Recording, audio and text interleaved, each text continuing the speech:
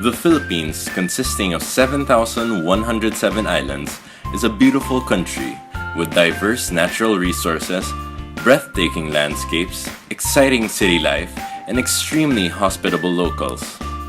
Despite it being a developing country, the Philippines has a lot to offer.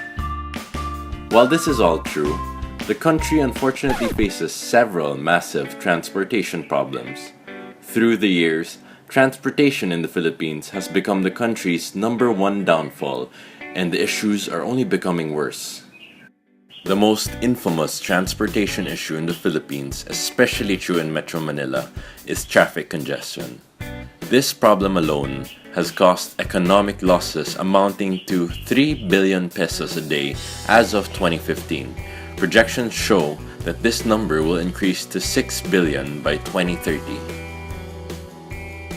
With the overcrowded train lines, corrupt taxi systems, and unorganized bus and jeepney systems, it's very easy to point out that the Philippines has a poor public transportation system.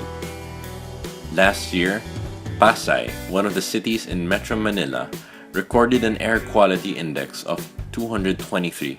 This is considered very unhealthy. For comparison, the city of Vancouver has an air quality index of 93. That's less than half of Pasay City. The national government estimates that Manila's traffic congestion annually costs the equivalent of 128 billion pesos in lost productivity, illness, wasted fuel, and vehicle maintenance.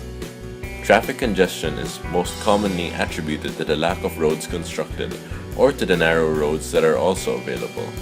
The cause of traffic, however, goes beyond the issue of infrastructure. There is also the issue of the increasing volume of vehicles being used every day. In 2016, a total of 11.2 million motor vehicles were registered with the LTO, of which 2.5 million were in NCR and 8.7 were in other parts of the country.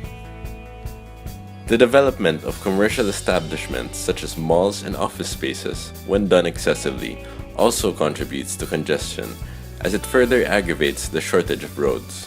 When you put these issues together with the issue of the slow pace of making roads, it results to an overcrowding of vehicles, ultimately leading to traffic.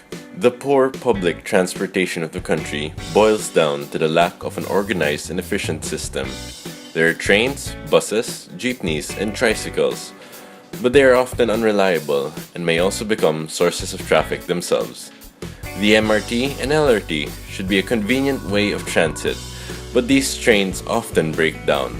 Not all buses implement a schedule for departure, and there's a lack of proper bus stops, forcing the buses to drop off and pick up passengers whenever they can on the side of the road, which in turn causes traffic. And the same can be said for jeepneys. Most modes for public transportation are often too packed and crowded. Air pollution happens mostly in the city, where pollutants are now more abundant because of commercialization. The Department of Environment and Natural Resources has monitored an increase in the air pollutants in the Philippines throughout the years. 71% of air pollution comes from vehicles on the road. This number is even higher in the NCR, where 85% of air pollution comes from vehicles. This is especially true for vehicles guilty of smoke belching. Air pollution is to blame for 3.2 million preventable deaths every year, according to the World Health Organization, which goes to show how important it is to address this issue. Traffic congestion and poor public transportation, which can lead to air pollution, can be traced back to the years of poor urban planning.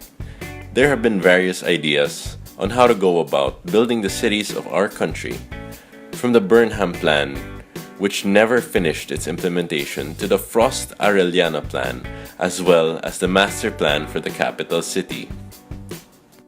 Implementation of a plan called M-Metro Plan was not finished until the year 2000, even if it had been approved way back in 1977. This is problematic because the country had then undergone radical changes such as a drastic increase in population.